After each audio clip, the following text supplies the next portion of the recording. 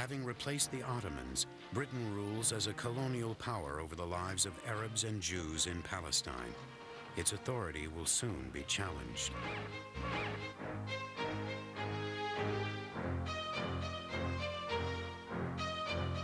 In what became known as the Balfour Declaration, the British promised the Jews a home in Palestine.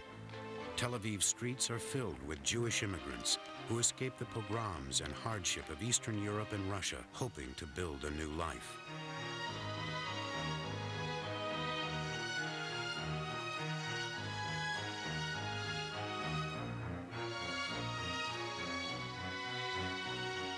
But reality soon shatters the dream. Palestine's Arab majority is furious at the promise of a Jewish homeland, considering Palestine Arab land. Britain tries to appease the Arabs and in a secret white paper restricts Jewish immigration to Palestine. This infuriates the Jews. Like the British, we also have something to die for. The land. This is something more valuable than life, and something we will die for. Britain sends more troops to Palestine to restore order. The Jews know they cannot defeat the British by military means. They must resort to a different type of struggle, urban terrorism.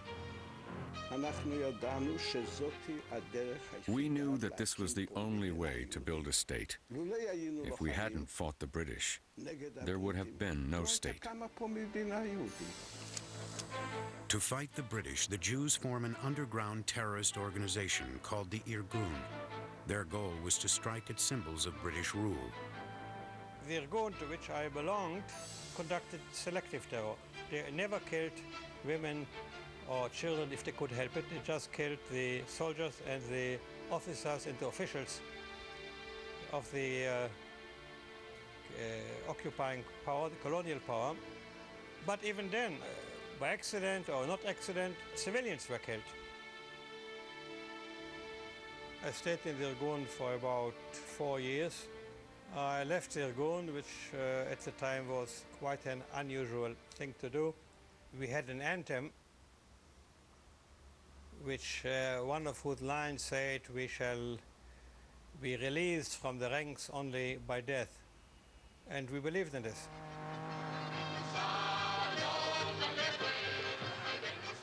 In the 1930s, persecuted by the Nazi regime, thousands of Jews escaped from Germany and flee to Palestine. Successive waves of refugees doubled the Jewish population, threatening the Arab majority. Violence soon breaks out.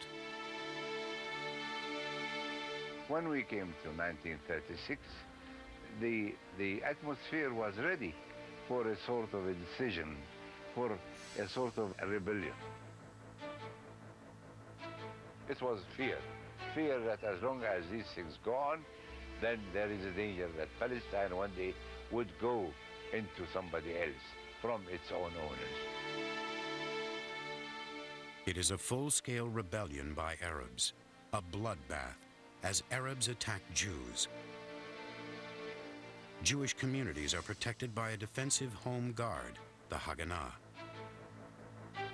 But the underground Irgun escalates the violence and launches a campaign of terrorism against the Arabs.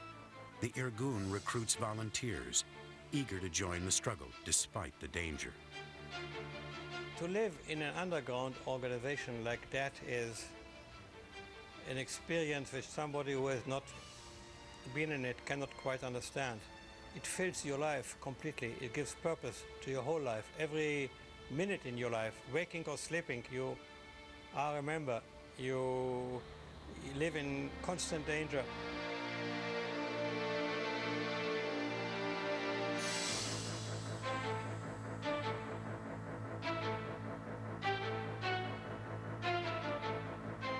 The key to an effective terrorist campaign is publicity. The Irgun realizes this and makes sure its actions receive widespread exposure. Leaflets publicize the Jewish cause, and warnings before blowing up buildings spread fear, another important element of terrorism.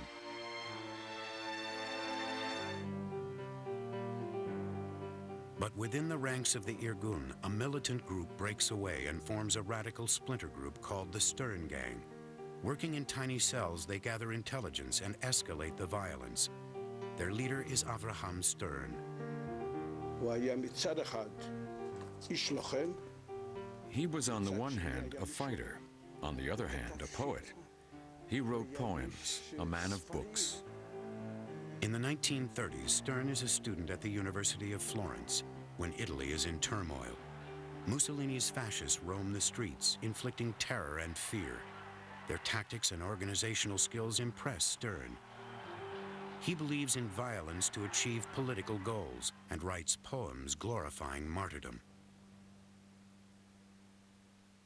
Stern had become convinced that in order to succeed, a national movement must produce its own martyrs.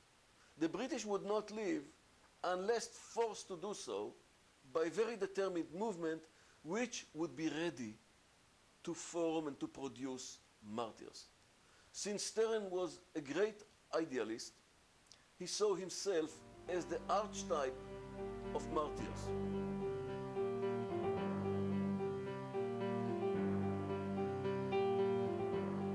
In Palestine, the Stern Gang does not hesitate to use ruthless tactics. To support its campaign of terrorism, it blackmails shop owners and robs banks. When 2 Jewish policemen are killed in one of its operations, Palestine's Jews turn against the Stern Gang.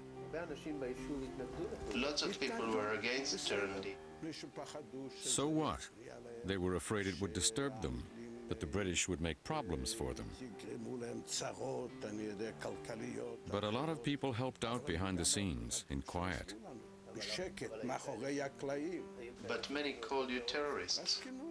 So what? Do you think we were offended?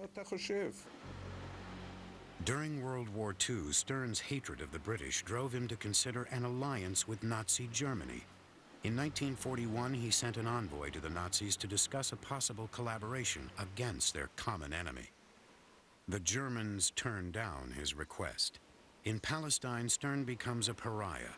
Eventually, he is ambushed and killed by the British. When they became so unpopular that no one was ready to help them, it was a child's play. The leader was caught and killed and no one cared a damn about it. There was no outcry against it because everybody said it serves him right. He's crazy. Future Prime Minister Yitzhak Shamir, an adherent of IRA tactics, inherits the leadership. My code name was the name of the famous fighter from the Irish Liberation War, Michael Collins. Michael. Michael is Mikhail in Hebrew.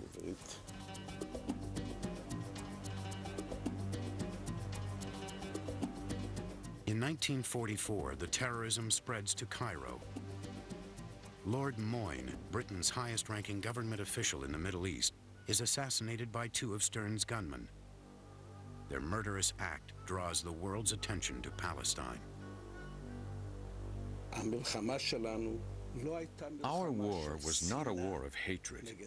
It was a war of dedication, of love to Israel's people and land.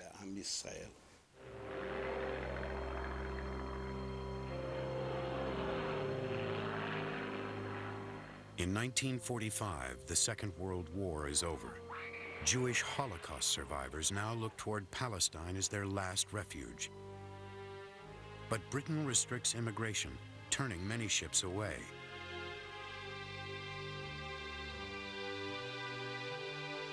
Many refugees are deported to Cyprus. In the wake of the horror of the concentration camps, once again Jews find themselves behind barbed wire.